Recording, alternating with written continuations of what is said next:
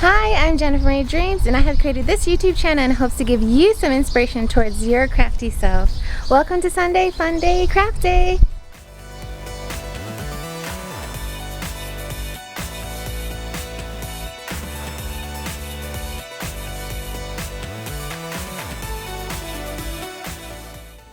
My project for today is going to be McCall's M8104.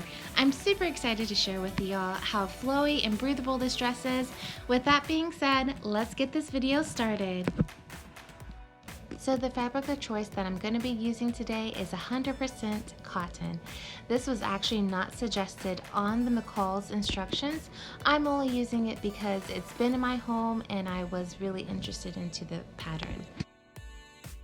So two other reasons why I chose cotton was because I'm used to cotton fabrics and I'm not quite experienced or considered a beginner, so I figured that would be much easier under my fingers in the sewing machine.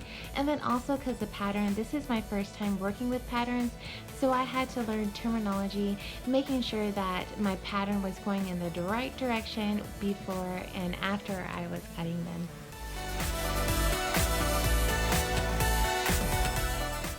Out of the three dresses, I am selecting dress A.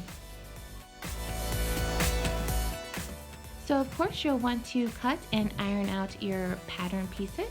I'm using 9 out of the 10 pieces today, and I keep my pattern pieces onto the fabric until they are ready to be used. Step 1 is going to gather the lower ends of piece 1. So that means the left and the right side of the pieces. I placed a white marking on each side so I know where I'm going to be gathering at.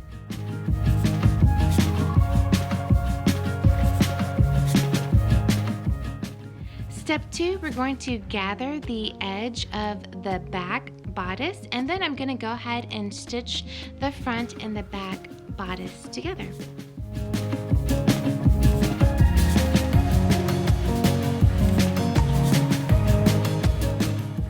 In another video that I have done, I provide 2 brief tutorials on how to create that cute ruffle effect.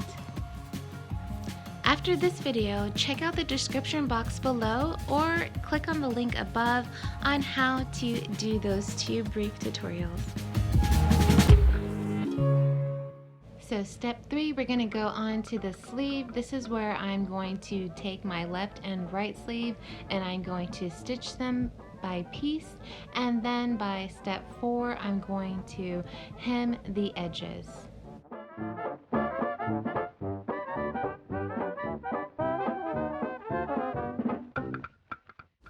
So step 5 is placing or stitching the sleeves onto the top end of the bodice.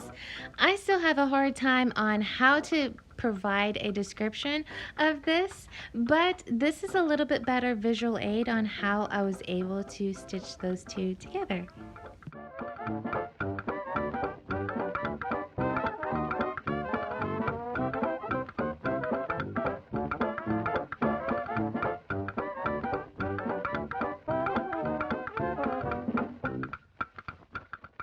Once I was able to line up the underarms together, I simply pin it in place and then did my stitching from there.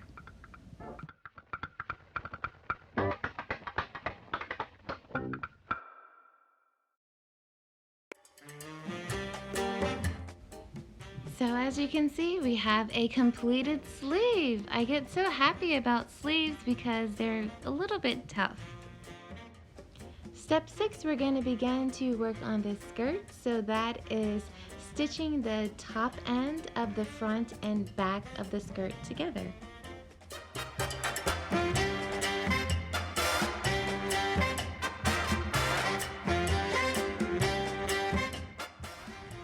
Step 7, we're going to stitch the front and back of the lower end of the skirt. This created that extra flare and extra ruffle that is within the skirt.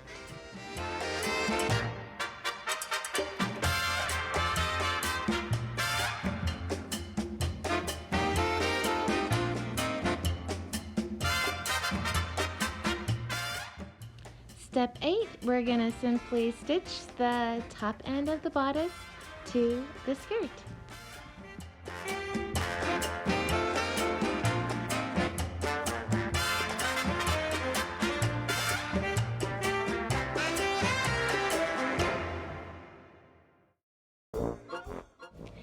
Step 9, we're going to be working with the neckband and the band of the body.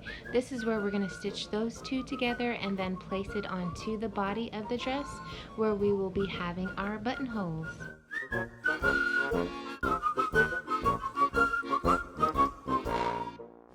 So at this point, I'm pretty confident that I know I put that neckband on improperly. I was not sure how to put it on, and no matter how many times I read the instructions, I just could not get it. So I kept it as it is, and I will have to try again on the next dress because I do plan to make this dress again. Step 10 is to create the button placement and the button holder. To stitch the buttonhole together, I had a buttonhole foot that came with my sewing machine, so I used that on my foot and changed the settings. This was my first time creating the buttonholes like this, and I had to create 9 buttonholes, so I'm really glad that I got to get the practice in for this. Step 11, I did my final touches and I hemmed the bottom of the dress, and then I also serged inside of the dress. And voila, I have my McCall's M8104. I'm really looking forward to wearing this summer.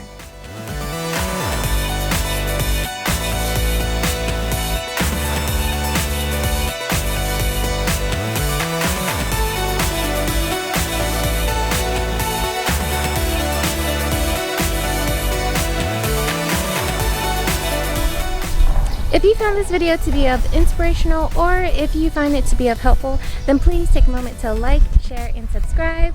And until next time!